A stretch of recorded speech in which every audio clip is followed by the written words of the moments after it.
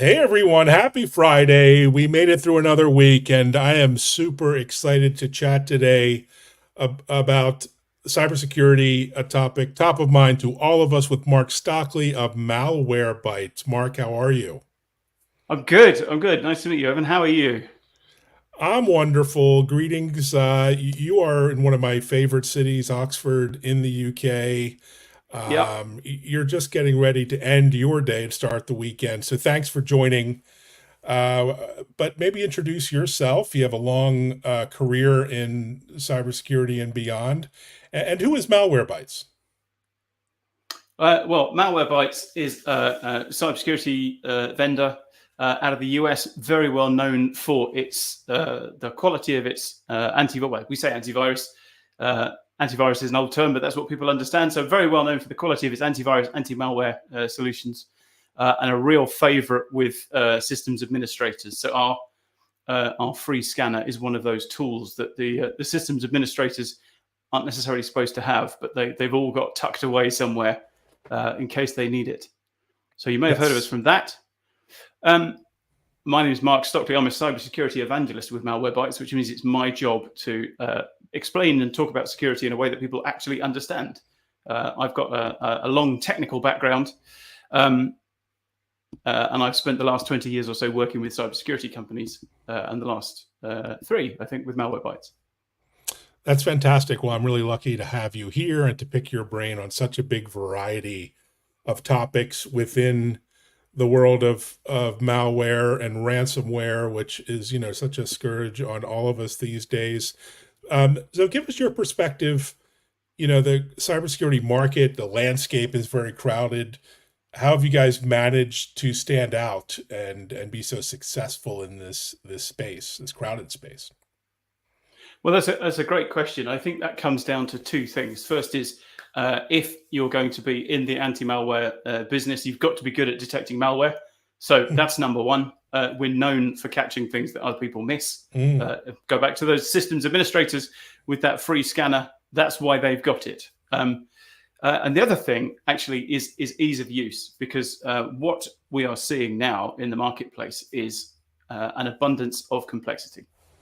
So I was at InfoSec Europe earlier this year, and I decided, it's the first time I've been for several years, and I decided just to do like one lane and just talk to each vendor. I had no idea who they were. mm, And every vendor I spoke to was basically trying to sell something that made security less complicated. So it mm. was, you can wrap up all of your panes of glass into a single panes of glass, so aggregating all of the different consoles that people have. So I think that's complexity is a hugely important issue in the cybersecurity space now. Yeah, complexity, especially given the lack of human skills and capabilities, and there's quite a hiring crunch when it comes to Yeah. hiring expertise. You do talk a bit about AI-driven cybersecurity. What does it actually mean in practical terms? What are you doing there, leveraging AI? So we use AI in all sorts of different places. It's a funny thing, like because of the emergence of ChatGPT, suddenly everybody is talking about AI, but AI has Yes, actually we're in been quite a hype around. cycle, indeed. Yeah. Yeah, it's been around in cybersecurity for several years now, and we use it basically to detect things. So AI is very good at detecting things that you might not detect in other ways, but it overlaps with other forms of detection. So it's not a replacement for other things. So what we do is we have a bunch of different engines and different ways of detecting things, and they all work in concert. And some of those things use AI, and some of them don't, which is the best thing to do, basically. Um, Yeah, and the other aspect that's so important now is a cloud-based security management approach. You seem to be pretty focused on that as well as all our data moves to the cloud. To tell us more. yeah, well, it's exactly that. So uh, particularly for small businesses, it makes sense that your infrastructure is in the cloud rather than in a data center, because data centers require staff and they require specialist skills. So yes, you can use a cloud-based console to manage all of your malware. But so central management is obviously very important, And being in the cloud is very important. So you can use a cloud-based console to manage all of your malwarebytes endpoints. Fantastic. And you seem to offer solutions to everyone. So, company size of 10,000 to a small business like myself. How are the needs Yeah. different in your opinion, and how do you serve this different constituencies? Well, the really interesting thing is where the needs don't differ. So what I was saying earlier about the complexity issue. So the complexity, so ease of use is an important thing up and down that scale. So if you've got a team of 3 generalist IT people who are also responsible for security, guess what? They don't have any time.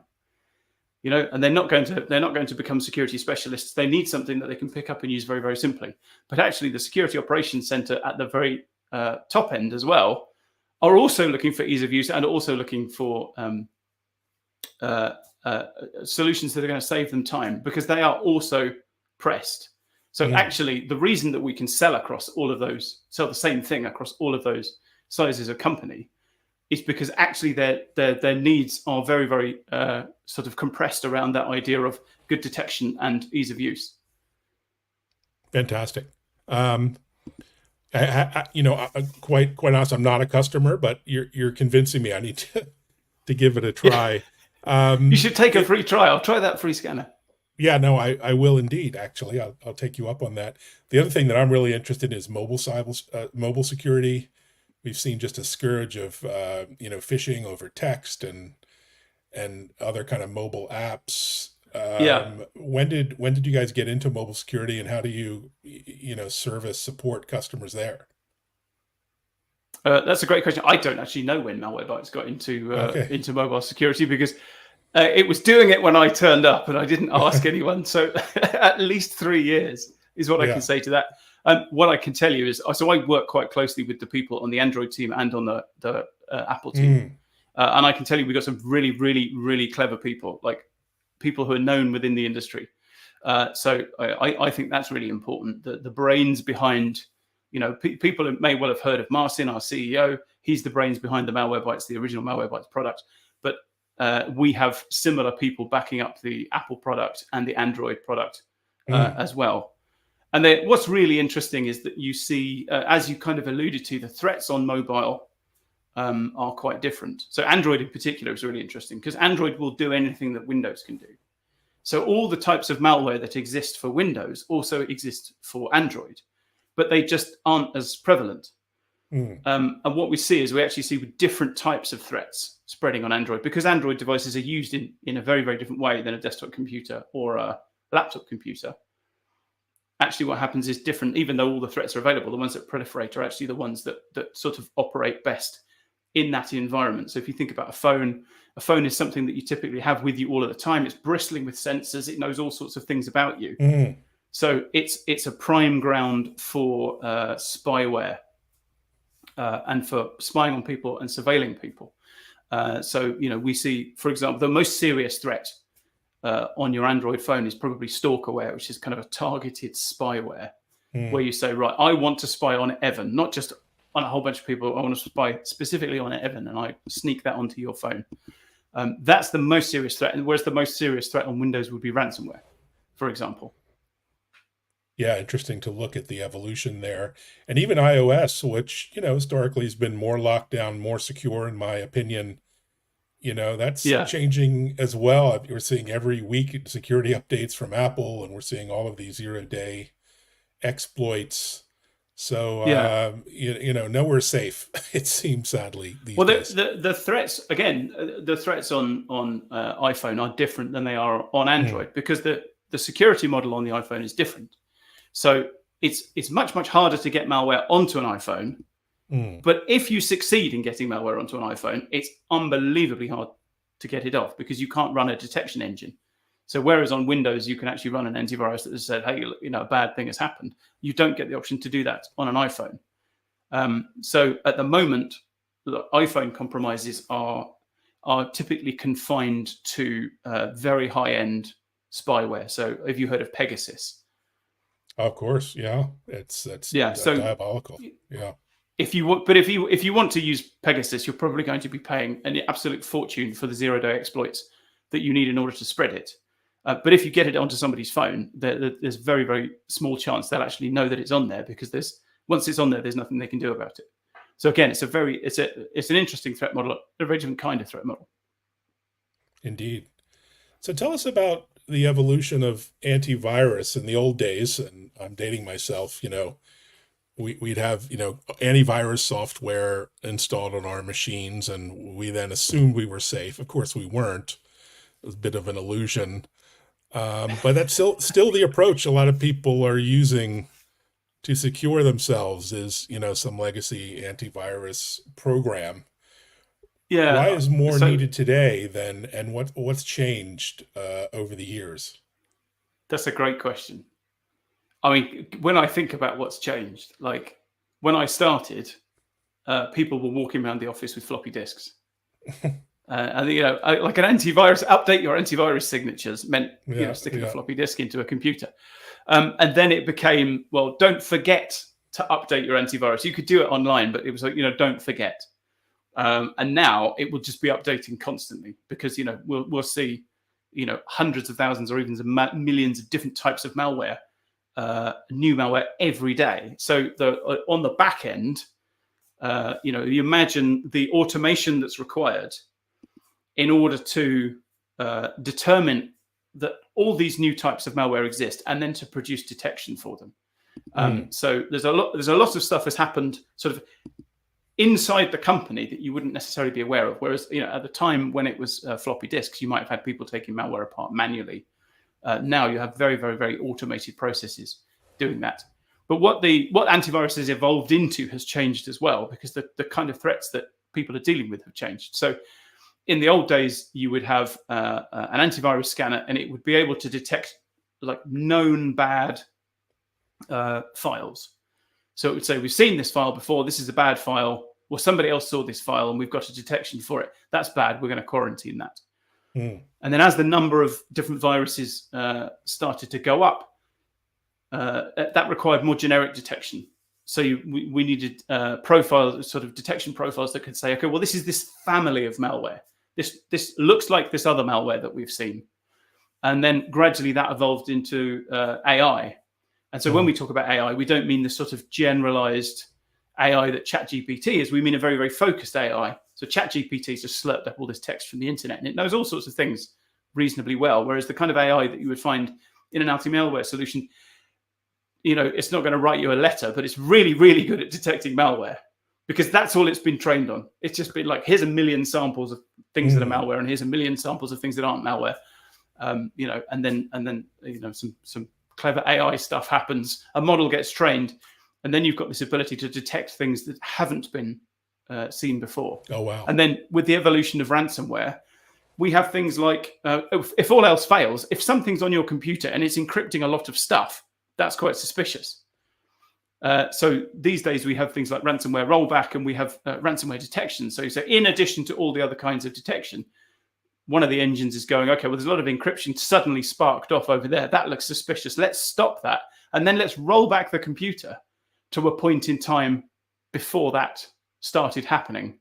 And let's pretend that the last few seconds didn't happen, basically, like an undo for your entire computer. Oh, that's really interesting. And your products cater to both personal and business cybersecurity needs.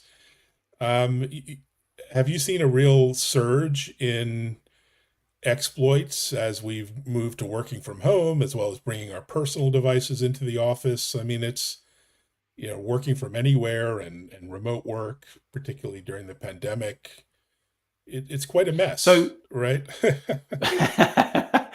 The interesting thing about surges is that the surges stopped in about 2003.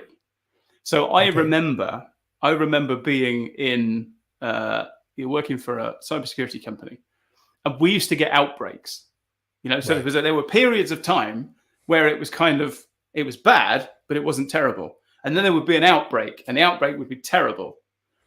And then over time, what happened is it was just terrible all the time. The volume of malware increased so much through the early 2000s that it was very, very quickly. It was like, it's just an outbreak all of the time. So it's very like we don't really see surges anymore because it is just surging all of the time. What we see is changes and variations in tactics. So what you alluded to there with the pandemic, what we saw at the start of the pandemic was different tools being deployed. So some cybersecurity, some cyber attackers had got very, very good at attacking businesses. They were using tools like Emotet, which is incredibly sophisticated banking Trojan, which is really good at spreading, really good at going undetected, and is used as a backdoor for other kinds of malware. So it might be used as a backdoor to infect an organization with ransomware, for example. Wow. Now that's really, really powerful inside an enterprise, but it's a bit overkill for a desktop. So if you're just a remote worker sat at home, and so what happened at the start of the pandemic is we saw all these kind of reconnaissance tools suddenly being deployed. So things like Emotet died down, and all these reconnaissance tools turned up, which looked a lot like the cyber criminals were kind of going, okay, well, what does this environment look like? And we saw a surge in attacks on RDP, the remote desktop protocol, which has been it's been a big favorite with ransomware gangs for several years. If they can compromise remote desktop, it's basically like pushing you off your chair and sitting at your keyboard. It's all the access they could ever want. And because there was a lot more RDP being used during the pandemic with people working from home, obviously they started looking for those exposed RDP sessions and hijacking people's computers that way. Wow, that's scary. So what are you looking forward to over the next weeks and months? Do you go out to a lot of conferences? Do you do any speaking? You mentioned a couple of industry events. What's on your radar? So I'm looking at RSA and InfoSec next year. So we've been doing lots and lots of research into ransomware, and we're seeing some interesting trends in ransomware. And so I'm looking to take some presentations on the road and get the word out there about some of the things that we've seen. So we're seeing some very interesting targeting inside ransomware. For example, we're seeing some interesting new tactics. I mean, I say interesting, we're talking about something that's pretty grim. The philosophical sense, terrible in the real world. Can you give us a preview or insight into what one or two of those might be? Yeah, so for people who don't know, ransomware operates in two ways. The first is that it encrypts data, and the second is that the gang who operate it steal data. So when you get attacked by ransomware, what gets attacked is your entire organization. It's the entire network. It's not a computer. Gone are the days where you get sent an executable on an email and then it ransoms one computer for $300. These days, you're talking about a network-wide compromise, everything being encrypted, all of your data being stolen before that happens. And ransoms, the average ransom now is somewhere in the region of $400,000. Is it really? Biggest, wow. Yeah, unbelievable. The biggest we've seen. IBM will tell you that the cost of recovery is about $4 million. So the ransom is actually not the big part of the problem. You could be looking at Ransomware Task Force. I think 2 or 3 years ago came out with. At the time, the average ransom payment was about $350,000. It was average downtime was 21 days, but the average time to recover was about 280. So recovering from a ransomware attack is a phased process. You need to get critical systems up and running to start with, but you can imagine, it's a big project actually to recover from that, even if you pay the ransom. Because if you pay the ransom, the ransomware actors know that you're vulnerable. They're very happy to come and attack you again. So you've got lots of, training to do, lots of things to buy, and lots of hardening to do, even if you pay the ransom. It's terrible. I've just very expensive business. I just returned from Las Vegas and I stayed at the MGM Grand because the event was there, and they were hit about a month ago. And very publicly declined to pay the ransom. Good for them, but they took $100 million hit, and I was a little dubious about staying there for obvious reasons. But they seem to have systems recovered, but you could tell there were still anomalies, like the key card wouldn't the digital card wouldn't work, and they had some strange Yeah, like yeah, yeah, check-in and check-out procedures. And you could tell, like, despite, back to normal, quote unquote, their yeah, operations were severely impaired, even lingering effects weeks and weeks after. yeah. So I think the untold story of ransomware is actually that we talk about ransomware as being a thing that affects computers, and it isn't really that at all. Mm, Because we work in a technology industry and it's full of technologists and people who like technology, we tend to focus on that aspect of it. But the reason it works is because it causes pain. So mm, if you're a small business owner and you get attacked by ransomware, you're thinking about, how do I pay people? Does my business have a future? mm, That's why people pay the ransom. It's not everybody sat around just making some sort of cold, hard business decision. You talked about the MGM Grand. Now imagine that's a hospital. mm. I spoke to a doctor a couple of years ago when, I don't remember, the health service executive in Ireland was attacked. So Oh yeah, basically, the yeah. body that does the technology for all the hospitals in Ireland. And I spoke to a doctor after about 10 days into the attack. Now it took them, I think, 8 or 9 months to recover fully. And Wow. I could see on his face, he was he was turning away patients. He was doing hours and hours of extra work every day just to work out who he was going to turn away the following day. He'd do his day of looking after people, go home, go through all of the things that he needed to do the following day and work out, right, legally, I can't tell this person, I don't have access to my scans, and therefore, legally, I can't make a decision about how to treat this person. And they might have been waiting for 2 years. And he has to say, I'm very sorry, you can't have your Mm, operation, you have to go home. We don't know when we'll be able to schedule you back in. And at that point, they were just recovering. They were just starting to make some headway on recovering from all the backlog that they incurred from COVID. So they'd all been working much harder than normal anyway. And, healthcare professionals aren't exactly known for underworking anyway. And my heart absolutely went out to him. And I always think about him when I think about ransomware. I think about that doctor. So that's kind of the most extreme version. But ransomware across the board is like that. That's what it's doing to people, and that's why it's so bad. tragic. So tell me, if there are sort of non-industry types, CISOs watching, any 2, 3 words of wisdom or advice to maybe small business owner, or maybe individuals, on best practices, any tips or tricks besides using malwarebytes on their devices to avoiding ransomware, avoiding being infiltrated by Um, malware? Obviously, don't click on strange links. I mean, there's some obvious ones, but what yeah. what what advice would you offer? The There's a lot of advice that I could Hmm. offer. The first piece of advice I can offer is go and download the Malwarebytes ransomware emergency kit, because that will give you a much longer list of the things that you need to be doing. Um, it's really a question of all of the above. So if you can, the cheapest way of stopping ransomware is to stop it before it gets on your system. Mm, And when I say it gets on your system, what I'm talking about is actually criminal hackers breaking into your network. So mm, ransomware is literally run by people double clicking. So they break into your network, they spread out inside your network, they make themselves administrators, and when they think that you're not there and they know everything about your network, they will double click on the ransomware and run it everywhere. So stop them getting in if you can. And the way that you do that is you make sure you stay on top of your patching. Now, it's very mm, easy for me to sit here and say patch. I know that that's very difficult. So you need a plan. Have a plan for patching. Anywhere that you've got a password that's internet facing, make sure it's protected by two-factor authentication. If you use RDP, mm, turn it off. Beyond that, if they get inside your network, what you need is EDR. But EDR, so endpoint detection and response. So EDR is mm, basically endpoint protection plus technology that says there's some weird things happening over there on that computer. You should go and look at it, because this might be a precursor to something happening. So it's not detecting malware; it's detecting suspicious things that might be signs that there are people who are going to run malware on your system at some point. mm, The big thing that we see with EDR at the moment is that EDR only works if you look at it.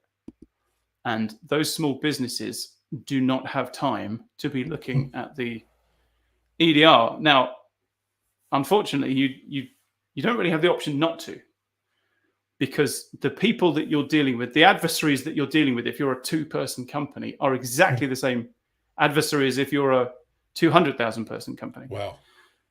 I had a look at the end of last year. So the most prevalent ransomware in the world is Lockbit.